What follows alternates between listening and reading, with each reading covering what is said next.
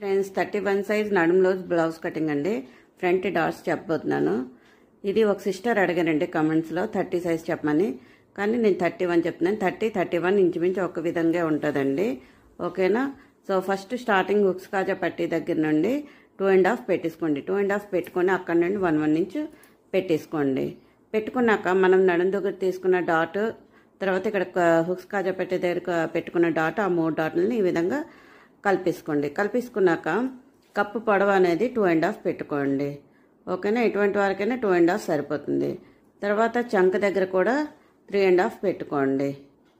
ఓకేనా? పెట్టుకున్నాక ఇక్కడ హుక్స్ కాజా పట్టీ ఉంటుంది కదా, అక్కడ కూడా 2.5. ఈ 3 డాట్స్ అనేవి ఎటువంటి వరకైనా ఈక్వల్గానే వస్తాయండి.